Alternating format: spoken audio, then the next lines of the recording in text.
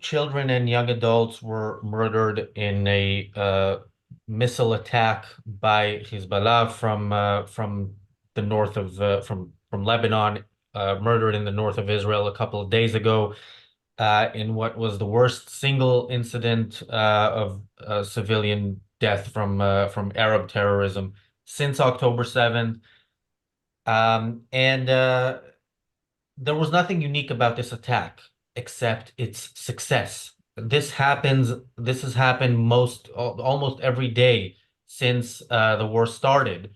It's just that most Israelis ran away, which I think makes sense when the government tells you they're not going to protect you if you're in that region. Most Israelis ran away, so fewer have died so far, but this could have happened any other day. It could have happened, anywhere in the north. It could happen from rockets from Gaza. It can happen with drone attacks from Yemen. It can even happen when Iran fires 300 of their slowest rockets at Israel. And, we assume that if they can be shot down, it's a win, and we should take the win. And when that is what you consider a win, that is the clearest indication that you have given up. So yes, today's title is Israel has given up. I know people are upset with me already for the title. I will back it up as much as I can during this show, and my co-panelists will either agree or disagree with me. We'll find out now. Welcome to the reality show. I'm joined by Marco, Richard, and Michael. Michael, your thoughts on Israel's response or lack thereof to this horrific incident a couple of days ago, and generally, has Israel given up? Well, I think certainly to this point, Israel's given up in the north from October 8th onwards. Israel has done essentially nothing. They love to say we killed 300, and I think they're up to 370 or 380 terrorists in Lebanon.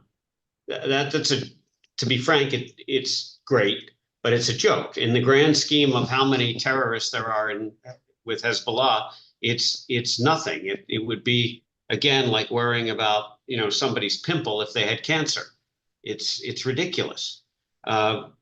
They've done really these targeted strikes in Lebanon. This semi-proportional response now is absurd. Now let's turn it on its head a minute and just say, what did Israel do after the Houthis sent in a 12-hour flight missile into Tel Aviv and killed somebody and hurt 10 people? So Israel, that was a real response. It was quick, it was disproportionate, and it was designed to send a very strong message. It not only had political and military implications, it had major economic implications. And the Houthis did the usual thing: is we're going to open up all this front against Israel. That's again, when a fly is telling somebody who's got a fly swatter that they're going to come and attack them tomorrow. Great. Well, we're going to come back to you. We're not going to come back with a fly swatter tomorrow. We're going to come back with a torch, a blowtorch, and we're going to annihilate you. Israel does have the capability militarily, et cetera, to take care of things in the north. Of course, it will be a more scary war, et cetera, and it would be far more optimal to have Hamas done. We'll get into it later. But Israel, the point of the Houthi attack was Israel has the military strength to do it. And they have done, all they talk about is we're picking targets and it's terrible, and we're doing a forensic analysis of where the missile came from. And I'm surprised that we haven't circulated, the exact number of the missile and everything, so everybody else can weigh in. It's really a abysmal response. And I think, frankly, Israel should be ashamed of itself for missing it. It was one of apparently 50 missiles that came in. They blew it.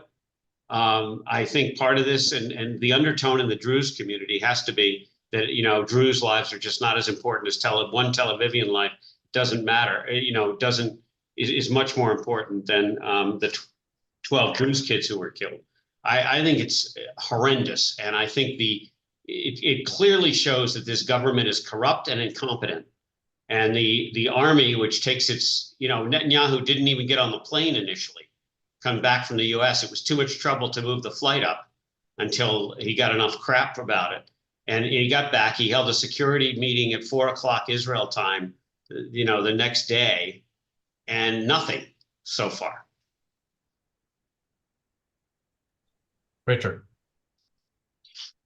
I think it's important for us to parse out what we mean by Israel when we say Israel has given up, and when we look at the different elements of it, because we can obviously talk about how brave the IDF men and women have been fighting throughout this, despite having their hands tied by the morality of altruism, as we've commented on many times. We can talk about the population of Israel itself and the fact that there are many people who still have absolutely solid resolve in terms of wanting to defeat both Hamas and Hezbollah. But we also have those who would like to do a deal for hostages as soon as possible and capitulate to anything which guarantees peace now. And that covers the spectrum of opinion. Then, of course, you've got the government of Israel itself and some internal divisions there, which aren't always easy for us to understand from our perspective here, as to how much of that is just the standard political machinations in any government, and how much is, the difficulty of acting under war. And then, of course, you've got the part that has such an impact on Israel, which is the international community, always telling Israel yes, you've got the right to defend yourself, but don't escalate anything, i.e. don't defend yourself, as they're repeatedly saying. And that drip message that Israel has been receiving for 9-10 months now is clearly played into some of the reticence for responding quickly and decisively. And it's the lack of quick and decisive action which has allowed this war of attrition to go on, which it only aids both Hamas and Hezbollah in the long run. Yeah, Israel should give up. Should give up playing by the rules that the West has set for the way they conduct war.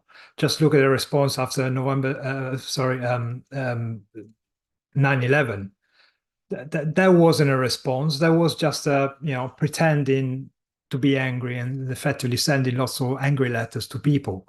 Israel should really stop playing by those rules that effectively tells them to put the enemy as a priority. They should just ignore all these calls for humanitarian aid, for humanitarian laws and all this kind of crap, and just go and defend its own population.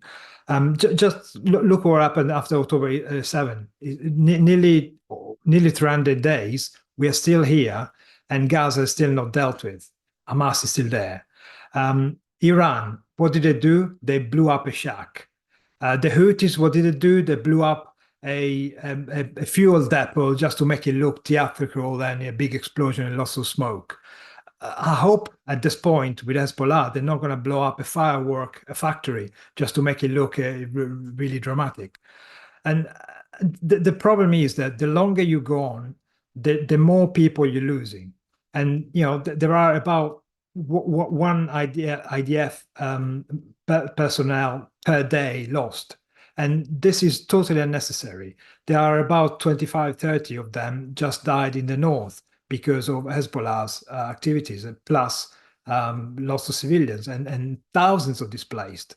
So either Israel puts its own people and its own existence as the first priority, or, giving up is not going to be an option anymore, because there's not going to be an Israel for much longer. Stephanie says in the chat, why don't we have a direct line to the leadership of Israel? They need to listen to us. And she clarifies that she means to us objectivists. No, there's no way so here's the thing. Netanyahu, I'm sure he's read Rand, and he's been there's a picture or pictures of him in the Knesset, Israel's parliament, holding nothing less than victory. So, he knows, and he's written books. So we know that Netanyahu knows better. Like he knows what needs to be done here. He chooses not to do it. He also knows what message he is giving to the Palestinians. But if anybody doesn't really understand, there was an article today in the Telegraph here in the UK with an interview from a pollster from Gaza. from the Ramallah-based Palestinian Center for Policy and Survey Research. The pollster's name is Dr. Khalil Shikaki, and he says he was talking about the hostage deal that was done in November, or as the Palestinians see it, prisoner exchange, right? Because that's how they think of it. And this is a quote from him. All of the prisoners released were from the West Bank. This is in the context of why Hamas, support for Hamas in the West Bank has grown significantly since October 7th. It says all the prisoners released were from the West Bank. And so if you are able to release prisoners through violence, you are able to demonstrate to Palestinians the efficacy of violence.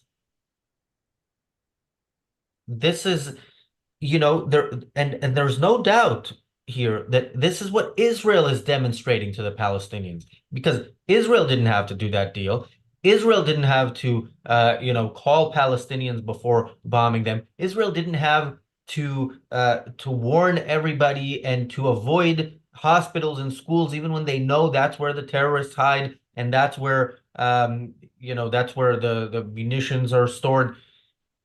Israel chooses to send that message to the enemy. Thank you, Zoe, for becoming a YouTube member of Ayn Rand Center UK. Thank you, Apollo Zeus, for gifting an Ayn Rand Center UK membership. Michael. Yeah, look, Netanyahu is corrupt from A to Z here. The two things I think are important that you need to remember from October 7th. One is that on October 7th, Netanyahu pledged to have an amazing response to Hamas. And the Israeli army, which is now pretty well accepted that they had a tripartite attack plan in Gaza, including the north, center, and south, all at the same time. They have plenty of troops to do it. They have plenty of expertise to do it, all the intelligence, etc. And Netanyahu put a stop to it. And frankly, the general belief in Israel, and this is amongst people I've spoken with personally, but listening to the news when it's translated and et cetera, the Israeli news, this was done because he didn't want to win the war quickly. And I mean that sincerely. I know that may sound ridiculous to people listening, but you have to understand the Israeli army has north of 400,000 people in the army plus the reserves. Those numbers are probably an underestimate because Israel doesn't tell you how many active duty people they have. They have the size of Gaza. They could have flattened Gaza in 2 days. It would have been over. They could have gone into the tunnels. They would have lost probably less people than they have now lost 10 months later. But what Netanyahu has done has been terribly damaging. The second thing, and he didn't want to win the war because the guy is going to go to court and go to jail as soon as this ends, most likely. But his political view, and it's based on a long history of how, frankly, forgetful people are, that if he drags this out long enough and comes out with some sort of victory he can declare, he won't have to stand trial, or the population will come up and somehow protect him. I think the second thing to remember is that on October 8th, Joe Biden gave a speech where he told everybody who was an ill actor, which is pretty much Iran, whether it's Iran through Hezbollah or Hamas or the Houthis or any other, or in Lebanon or in Syria, he told them, don't attack Israel. Remember, he said, if anyone's thinking about attacking Israel, don't. And he sent in 2 major aircraft carrier groups to the US, which have essentially done nothing. And I don't want to hear from people about the details of, they intercepted a couple of Iranian missiles when Iran sent 350 missiles. Come on, guys. This is the United States Navy, which 2 of our largest aircraft battle groups. Any one of those battle groups could have annihilated Gaza and southern Lebanon in 2 seconds. Really, that's how good they are. These guys are not working with one hand behind their back. They're working with 9 fingers tied up, and they have 1 little finger left to apologize while they attack. So America is a joke, and I don't know how else to say that. People see this. Who would do such a thing? And then America is talking about a diplomatic solution. That's America's response. They condemn in the strongest possible terms, but it's a diplomatic solution. Netanyahu wouldn't want to upset anybody. And like you said, basically, there's 150,000 people in Israel who can't go back to their homes in the north. There's another 100,000 who can't go back to their homes in the south. There's a 250,000 people in Israel that are displaced, that are homeless essentially, because Israel doesn't defend them. And this is yet another example of that. Richard. I think one of the things that we need to do as part of this discussion is to face head on the charge that by criticizing Israel, we are working in favor of the propaganda of Israel's enemies. Because that obviously, as defenders of Israel and Israel's right to defend itself, and as we've all said on many times during these shows, it is because we don't want Israel to continue to evade reality to the extent that it has been, that is why we have to come down so hard on it, because it stands no chance of victory until it faces up to those truths. And those truths will make it unpopular, more unpopular even than capitulating to the international whinging that the words from Biden that have come and gone, and from every leader in the West. All of that needs to be put to one side. It needs to be stop, trying to aim for a popularity contest, and instead do what is necessary to quickly and decisively finish the job. Now, and in terms of what you're saying, Michael, about Netanyahu, now I've read this in a number of reports that it's about the self-preservation of his own political skin.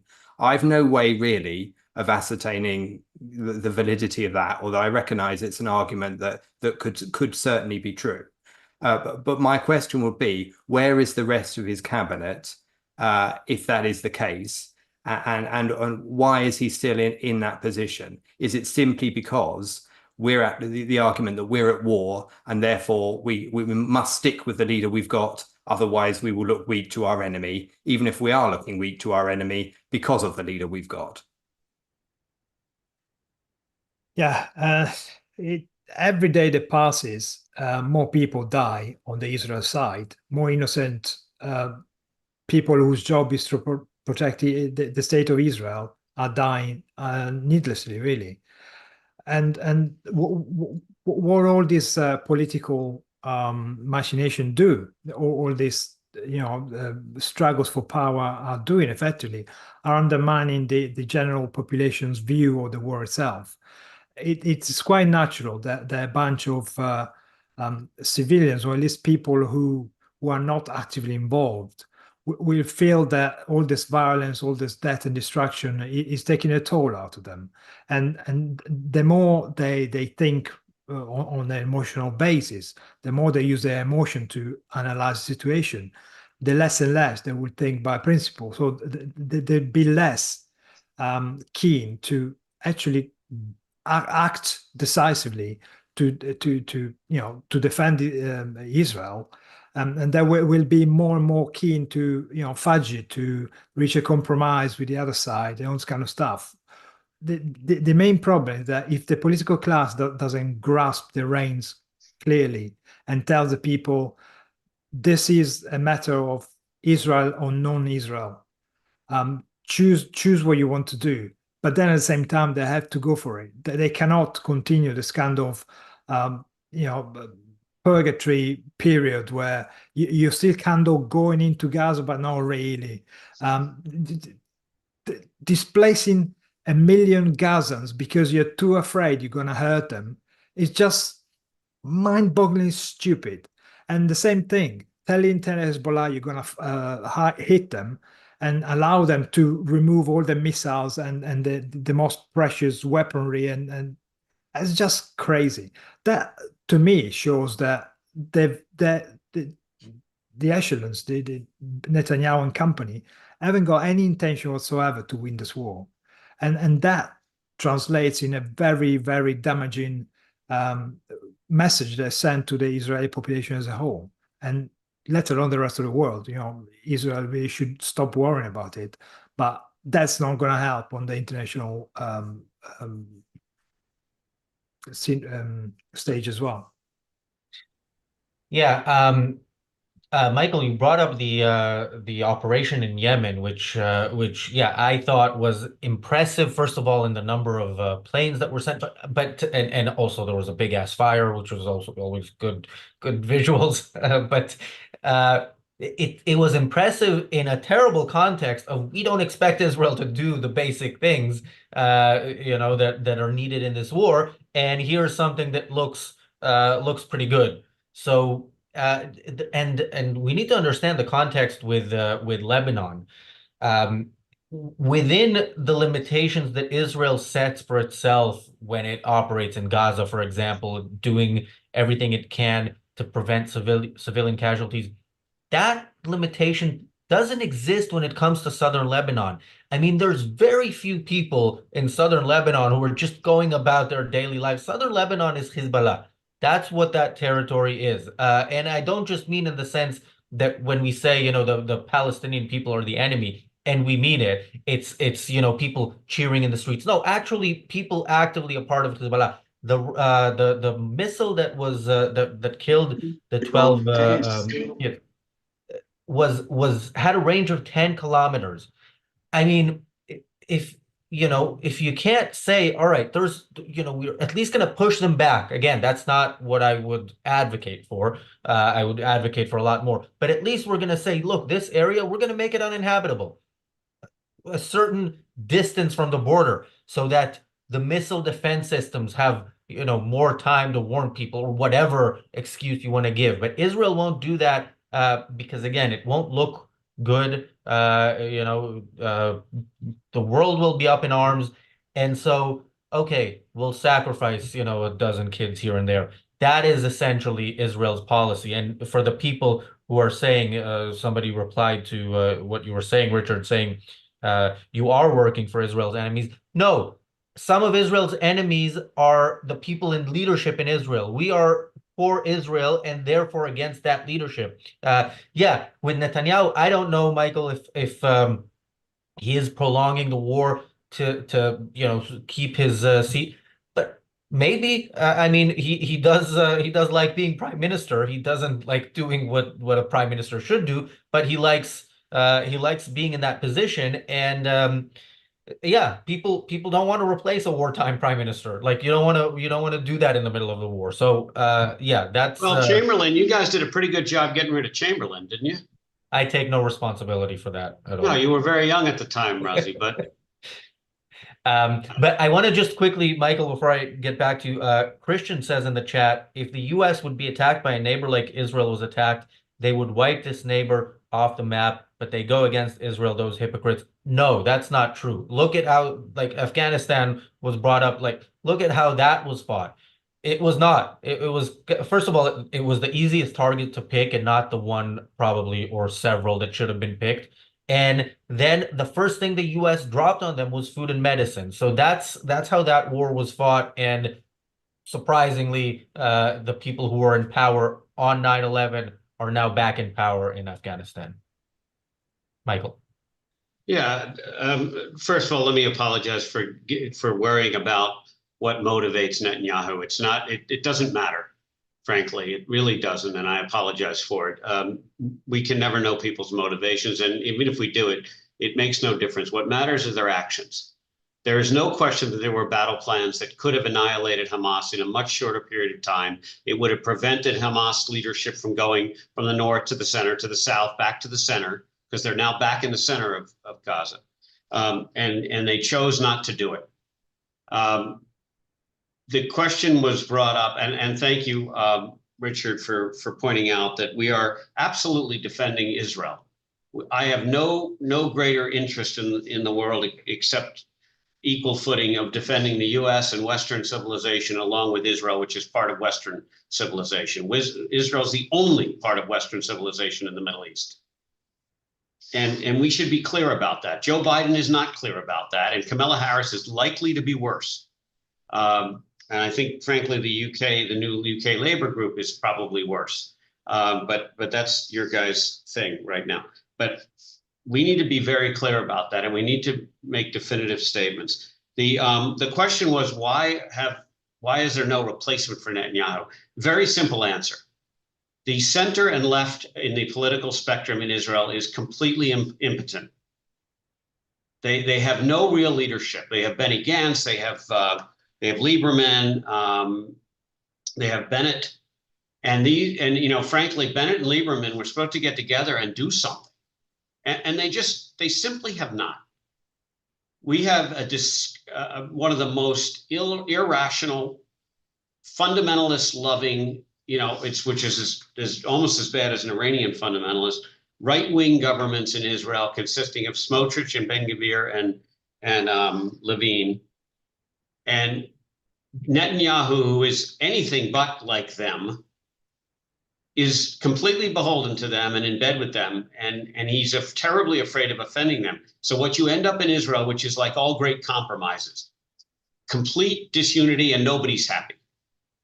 Meaning he's trying to appease his right wing. He comes from a left. He does understand centrist and economic policy. He understands the damage they're doing to the economy. He won't even talk about the future, and there's the support for the economy in Israel now is essentially non-existent for the government. But you guys asked, it is a failure, and this latest failure is yet another intelligence/military failure, which is unprecedented in the history of the IDF since the Six-Day War, since there was a total screw up on the Six-Day War. The last thing I want to say is, please remember, Joe Biden has done nothing militarily to bring back the American hostages. Nothing. Even Jimmy Carter sent in a few toy helicopters when Iran took American hostages, and he sent in some very incompetent helicopters, which of course crashed on their way into Iran. But at least Carter gave some kind of, attempt to show something. Joe Biden has done nothing, and the Democrats are frankly supporting him doing nothing. It's not their problem. The Americans. Michael, I want to quickly follow up on the point of Israeli politics. By the way, Lieberman and Bennett did get together. They got together for brunch. It was photographed, Lieberman in a three-piece suit, Bennett in jeans and a t-shirt. And they're leading in the polls. There have been polls. What if this party runs? They're not just leading. The so-called right is much bigger if that party came into existence than it is if it doesn't. But they can't agree on who will lead it. And that's basically, they're already, that's something they have in common with Netanyahu. Being prime minister is the point for them. And we saw Bennett as prime minister. Wasn't that impressive? So yeah, the future unfortunately is not bright, but we will continue to fight for it. Richard. So whilst Netanyahu's political rivals aren't willing to step up, that may well be in part because they're quite happy for Netanyahu to take the flak for not making the decisions which they themselves perhaps would not also make. It's hard for me to tell, to be honest. But you can clearly see how, again, you've got the same principle of going for popularity or over going for an efficacy of military strategy. Even within Israel itself and within the leadership itself. I mean, what is the alternative to the discussion we're having here? Is it a pretense that things are going well? Is it a pretense that the Lebanese border can be ignored and forgotten about? Because that seems to have been the strategy since October the 7th, was to hope that nothing happened at the border with Lebanon and Hezbollah, and to concentrate on Hamas in the hope that somehow, by some means, you'd be able to deal with Gaza first of all, and then turn your attention, possibly, if necessary, to the northern border. Well, we've seen how that's gone down, and pretense will not make the facts change, as they clearly haven't done. So. And I think the other factor, of course, which looms large in the background of all of this is Iran. And of course, the heavy links between Hezbollah and Iran as Shia Muslims, and the fact that the links between Nasrallah and the supreme leader in Iran, and how Hezbollah was set up, and all of that, and the fact that it's such a proxy for Iran, even more so than some of the other means by which Iran uses secondary parties to do its dirty work against Israel. None of this is easy. None of this, no one's pretending any of this is simple stuff. But the protracted nature of the last few months, and the fact that so many of those restrictions to completing the job quickly have been self-imposed, and that is what has stretched out the entire process. That's the issue which we're truly challenging, and that only gets worse the longer time goes on, and the more this elastic band is stretched further and further, and the future is not bright so long as that pussyfooting, slow, mechanism for responding continues.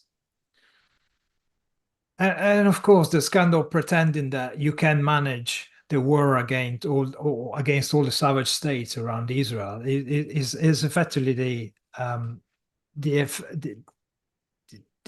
admission, effectively, that of the two-state solution. The two-state solution represents exactly this pretense that Israel can exist if you give the Palestinians a chance to have a state themselves.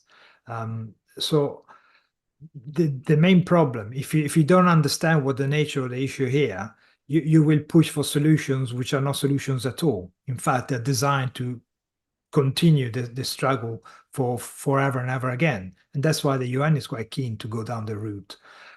What I would do, what Israel should really do in the next 6 months, given that effectively you have a corpse as a president of the United States for the next 5 months, the Laughing Hyena will not win. So Israel should actually go in and take charge of the situation and show that the one-state solution is out of the picture. Go for Gaza, go for Hezbollah, go as far as you'll be able to logistically go. Because there's no point trying and pretend that America will come to your aid. That's not the case. They had the chance. They clearly showed time and time again that they have no intention of defending civilization anymore. It's not only Israel's giving up, but the West as a whole. Not only giving up, but really it will make you wonder if they ever had the intention ever to show that the moral side is on the Western side. Yeah, as we said, the fact that Israel has given up is kind of more it's clearer because of the situation they're in and what they're surrounded by. But yes, the West has definitely given up, and I often tell people to go back to the episodes we did on this channel on October 7th, October 8th, October 9th. Tell us what we said there that didn't hold up, because we said exactly how this is gonna work. I think the one thing I would ask people to skip, because I kind of got wrong, was Biden, because I was impressed. I was impressed by his rhetoric. It was, well, Marco, historically, American leaders don't talk the way he was talking in the days after October 7th. That was unprecedented. Blinken, I keep quoting that from memory, so it's not exact, but it's saying Israel can fight this war as long alone if it has to, but as long as the U.S. is around, it will never have to. And that completely disappeared once Israel started fighting. So yeah, again, when Israelis are killed, the West will show, or at least America will show empathy, but anything that needs to be done that's crossing a line. Now, Israel, unfortunately, its official policy is in line with that. So Israel, even on Saturday after this attack, there was a statement that there will be a harsh response, but we don't want war. So if that is your response when something like this happens, then you are clearly choosing, to live in an imaginary world rather than the world where war has been started against you. It is a fact, and you can choose to ignore it, which is what Israel is doing. Thank you, Gail, for the super chat, and thank you, Enric, for the super chat. Was there something? Oh, yeah. One more thing I wanted to bring up was that Israel's defense minister reportedly wanted to act on October 7th preemptively against Hezbollah, and Netanyahu told him not to because America won't allow it. So it could be that the rhetoric that I was impressed by from Biden was not what he was saying in private conversations with the Prime Minister of Israel, but well done to him for not mixing it up and accidentally saying in public what he meant to say in private, and the other way around. Well, Rosie, but that's part of the problem, isn't it? Biden was never really there, apart from his shell. We found out now, everybody found out that there was nothing behind Biden. It was clear during the 4 years ago, during the previous election, but the media covered up for it. And then, people, of course, believe he's in charge, but he was never in charge. So you should never have believed what he said, because it's not him talking anyway. But Blinken is not, he's a clear, if not sound mind, And I know, but it's a usual puppet behind the whole White House machinery, isn't he? He's just one of the actors, really. But he's not writing a script, that's for sure. Yeah, but again, my issue is the script sounded good. Whoever wrote it, why would they say it if they weren't going to follow through? Michael. Yeah, look, I said to my wife when I heard Biden speak that this would be his key to reelection. It was one of the most astonishing and erudite, strong statements that any Western leader has made in a very long, basically, I think since Reagan. And it's all baloney. I mean, it's all mirrors, smoke and mirrors. Sending in the aircraft carriers is great. I'm glad those guys got to, practice.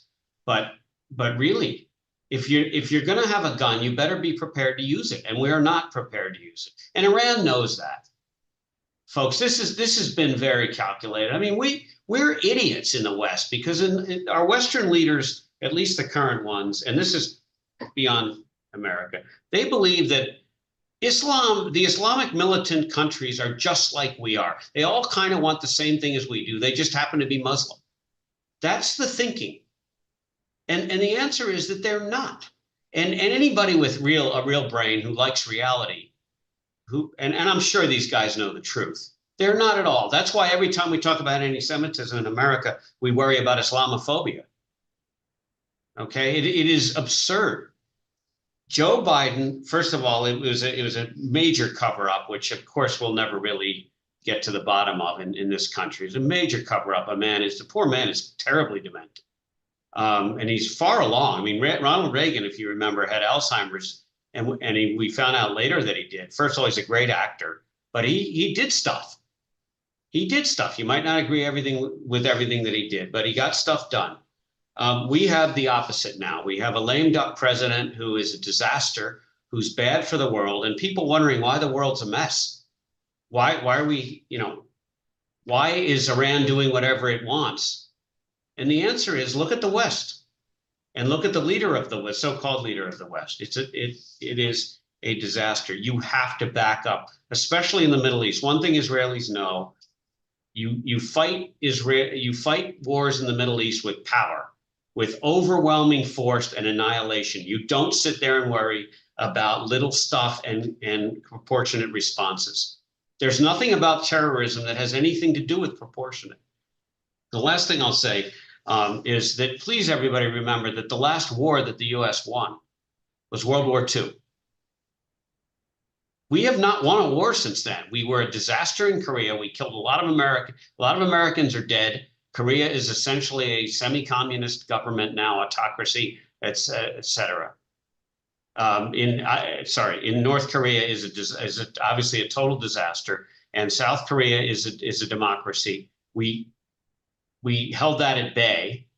I mixed up with Vietnam. We had a terrible disaster with a country that ended up being a semi-communist country that's a disaster. We spent trillions of dollars in Afghanistan and Iraq to no avail. And then and Biden made a mess of the exit from those places, including getting a few servicemen killed, a few Americans killed on the way, and leaving billions of dollars worth of equipment for our enemies to be able to take apart and reverse engineer and so on. We have not used our strength. We have the best military in the world in America. We have the best technology. Working with the Israelis, we have great technology, and we refuse to use it. And it is anyone's guess about what the geniuses in Washington, D.C. and all their great think tanks and everything, why they won't use it with people that only understand one thing, and that is annihilation. That's the only thing the people in the Middle East get.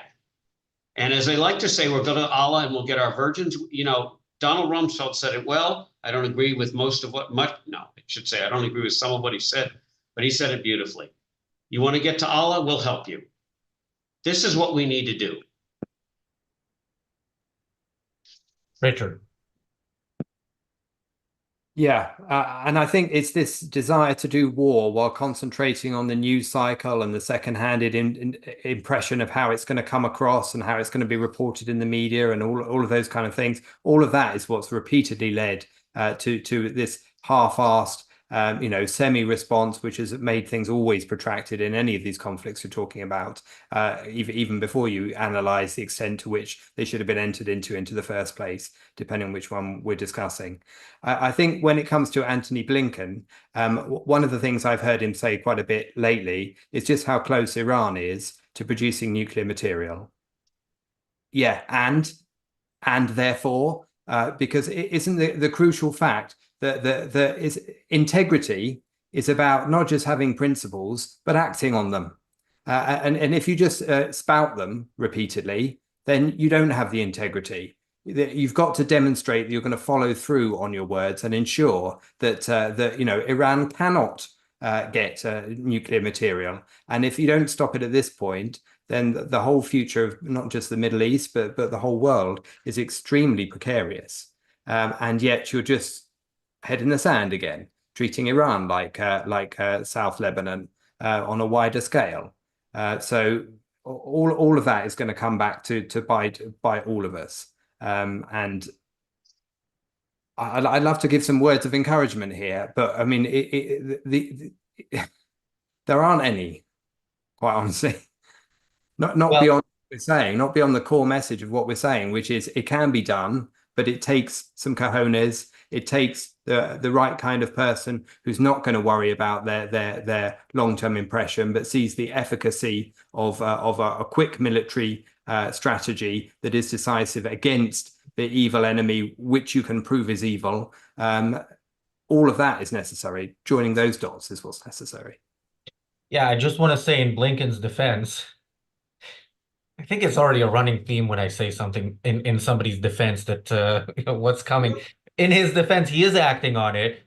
He has offered to go back to negotiating the deal where basically America gives money to Iran and asks them not to develop nukes and takes their word for it. So that's what he's doing. But continue your terrorist supporting activities throughout the world. That's okay. Yeah, so from the report that I read, this came up, and they said no, this is not not part of the deal. Yeah, it's not part of the deal. We can keep doing that. And one more other thing. Sorry to jump in, but one other thing that we do so beautifully here since Obama and this remarkable deal is that we tell them this money can only be used for humanitarian and infrastructure build. This is a great statement. It's like somebody sending money into your bank account and telling you you can only buy food with it, but never looking at your bank account again. It's absolutely moronic. And what's sold to the people and what's sold to these rather, well-educated, I won't say smart journalists is remarkable, with no questions. Yeah. To be fair, I mean, they just look at how Gazans use the humanitarian aid. They build infrastructure, in order to let go of wiping out Israel. So to be honest, every penny given to these people is a penny effectively weaponized against ourselves, which is just insane. In this day and age, they should have known by now that any help to this kind of civilization will come back as an explosive or some jihadi idiot who will come and kill children, under our eyes. But they don't seem to get it. What Richard was asking, what does it take? Well, it takes the confidence of somebody who knows that their own civilization is much superior to these savages which are still stuck in the Middle Ages. It doesn't take a genius to realize that, building a free market is far superior to a bunch of people who still trade goats in an arid desert. Just look at the difference between the Israeli who moved to Israel, building cities and creating prosperity versus, the people who just build holes and effectively try to destroy what they can never achieve. So, and then again, Michael, you were mentioning about the various inability of the West. Just look at the last decade, 2014 Crimea, 2020 Hong Kong, 2022 Ukraine.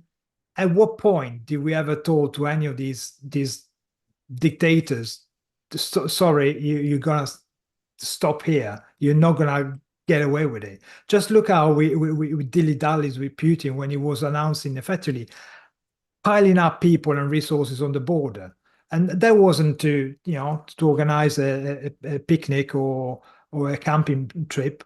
They knew they was going to invade, but did anyone step out and say, if you just put a boot beyond the border, you're going to be annihilated? No, they're too cowardly. They saw it, and it's the same with Iran and the centrifuges. They're already in breach of the accord that Obama signed. They already made much more material that they should have. Why, in the first place, should they be allowed to build to produce any nuclear weapon grade material that's beyond my imagination? I can't really get why you would do that. But we are seeing the slow-mo car crash approaching, and bugger if you get out of the way. It's just I don't understand what games are playing. Let me just quickly say to the person in the chat complaining about the fact that we try to sell memberships on shows. Thank you for reminding me to remind people that you can become a member of the Ayn Rand Center UK. There is a link in the chat and in the description if you're not watching live. There are many benefits, including hours of additional content at any level, and the higher up you go, the more you get. And yes, these shows are free to consume. You never have to become a member. You can watch all of them and complain about the fact that we want to get paid. But yes, we will continue selling memberships during shows. And to Starhopper says in the chat, Blinky is a useless capo. That's not fair to capos, because capo, they were in a concentration camp and they had a choice of and I'm not defending what they ended up choosing. Their choice was basically become an officer of the Nazis, kind of go to the Nazi side, or be killed, and maybe in a slow, horrible way. Blinken has choices, and what he's doing is by choice. So no, this is he does not, the capo do not deserve to be compared to him. Thank you, Ginger, for the super chat. Yeah, okay, so we have a few minutes left, and there are a couple of things that came up. So Stedman posted in the chat and wanted us to what was it? He wanted us to talk about Turkey. We talked about Turkey in on the Daily Objective, but if any of my co-panelists want to, they can comment on that. I want to comment briefly on the incident where earlier today some Israelis went to a military base to protest against Israel arresting some soldiers for allegedly mistreating Palestinian terrorist, a terrorist who was a terrorist who was arrested by Israel. There's a lot there. First of all, yeah, Israel cares too much about how comfortable terrorists are. But also there's a big difference between and this is one of the many differences between society in Israel and society among the Palestinians. There is no such thing as mistreating a Jew unless you treat them well in Palestinian society, whereas Israel has the rule of law. I think it is badly applied here. I can get into that a bit more. Michael, your thoughts on that, or anything else you'd rather talk about? No, I think it's almost, there's a line in the U.S. Declaration of Independence, which is, we hold these truths to be self-evident. It used to be, unfortunately, the truths about building countries on the rights of individuals are not self-evident. This notion that Israel is an apartheid state is a very interesting one because, for example, because in the Gaza territories, you don't have to worry about it. There's no Jews, and there are barely any Christians, and the ones that are there are ostracized. Lebanon, which used to have, I think, 10 or 15% Christian, is pretty much down to 1% Christians. And they're all the rest Muslims. Pretty much every Muslim country has either 0% Jews or a very small percentage, if they have any Jews at all. It is, and finally, there is no Muslim country that I'm aware of that's a democracy. Not a single one. And there are tens of Muslim countries. We desperately need leadership in the world to come up and start saying this. We've lost the battle in the universities, which we need to start to reclaim, because they've been teaching people about failure. Basically, the worse you are and the more awful you are, the more it's everybody else's fault. Blame the victim. The only reason Iran is such a piece of crap country is because of the US, the great evil Satan. It's remarkable. This is what our professors are teaching our kids. And if you think that's not true, go look on the college campuses. By the way, the college campuses will be back in September, and they will be very horrified and pissed off about the Gaza situation. Please note that they were not worried about it during their summer break. These students who are all holier than thou. Okay? So let's all understand that they are simply doing this because it's a way to get attention and not have to work. There's easy hope because there's an easy solution here, but the easy solution requires somebody come in and put a foundation of liberty back in. If you want to call it an Ayn Rand foundation, et cetera, you want to call it a Western civilization foundation, it's fine. If there's a better foundation for individual rights and that leads to success and human flourishing, I think people would be willing to entertain them. So far, no one has one that I'm aware of. Reason, purpose, self-esteem, coupled with life, liberty, and the pursuit of happiness, and you got to add property rights. Those are the foundations we need. When you mess with somebody else's liberty, you're game over. That is the first thing. If somebody's shooting missiles at you, they are messing with your liberty. It's that simple. And if somebody, and it's an easy correlate, if somebody's using force to mess with your liberty, you are allowed to use total force to eliminate them. We don't need a long description of human history for all this. I really do think that we could, with decent leaders who could simply get back to simple concepts, that kids on a soccer field do have the right to play soccer during the day, free from the notion that they could be annihilated at any second by a terrorist regime, which is listed as a terrorist regime, even by a lot of the Western liberal governments. It's that easy, folks, really. And all we need to start electing or finding, first we got to find the leaders, because I don't think they exist much anymore. And then we need to elect them. And then they need to implement the policies, and it's going to be a little bit of pain, but it'll be short-term pain for much more long-term gain. And I'll close by saying, if we all look at the cost to the west of Iran, the overall cost to Afghanistan plus Iraq plus Syria plus Lebanon, the disasters in the Red Sea with the shipping with the Houthis, adding nothing to the world except it's enormous. That's real economic cost.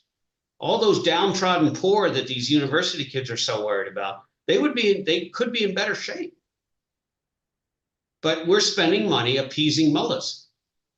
And we're spending money telling terrorists that we need to discuss whether it was this kind of missile or that kind of missile, and whether it was made in China or made in Iran, instead of doing what needs to be done to eliminate the people that are causing this havoc and death, and focusing on those people who are good people who just want to have a life of flourishing. Richard. Yeah, well, I'll just add a little bit to what Michael said there, because I think that's an absolutely crucial part of what we're talking about, which is the enemy within and the universities, which is also being far too instilling such an apologetic, self-flagellating attitude towards what makes the US and the UK and Western countries great and what their true achievements. As always, it's not just praising the enemy; it's tearing down yourselves constantly with this, this undermining, corrosive set of ideas and attitudes and agenda that follows on from that, with its Marxist aims frequently behind it as well. So that's also the thing that needs to be tackled. On the case of Turkey, I think the fact that Turkey is in NATO has already been problematic since forever, and the fact that the EU has been paying Turkey money to hold a ton of money to hold its refugees for a long time.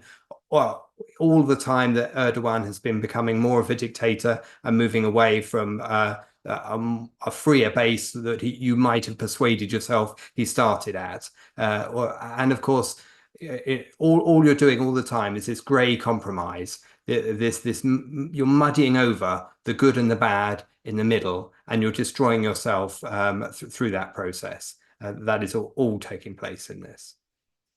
Yeah, a couple of points. First, about the event that Razi was mentioning about the terrorist that was in prison. Well, if anyone in the IDF did something wrong, they will be punished for it, because Israel is the only place where rule of law can be counted on. Israel is the only civilized place where a criminal is taken to justice, and if they do something wrong. So they don't get a free pass like the monsters in Hamas or Gaza, who quite happily went into Israel and murdered more people. The other point is about the giving up. Well, unfortunately, a leader will not change much. They might set a direction, but ultimately, a leader will come from the population. If the population doesn't have the kind of belief in the values that underpin their whole society, that's why the United States are faltering, because the belief behind the freedom, pursuit of happiness that were at the beginning when the Constitution was written were shared among the population as a whole. It wasn't just an idea, a political idea from one person or a group of people. It was the kind of background that people would go for. So unfortunately, you don't have to go for it. You don't have to let the savages win. But to do that, you must engage your rationality and be more like the founding fathers. The Constitution of the United States, rather than try to be a flash in the pan and be a one-off event. All right, we are out of time. Ayn Rand Center UK members, the members meeting starts right after this show. It's the first one in, I think, like a year, and it'll go as long as we need to go. So if you don't have a link, message Daniel. There will be a live stream for YouTube members as well. Michael, where can people find you? LinkedIn, Kaufman with 2 Fs. Marco, Richard, The Briefly Objective, shorter content, links below. and I'm Razi Ginsburg on X. We'll be back with the Daily Objective and the reality show tomorrow. See you then. Bye-bye.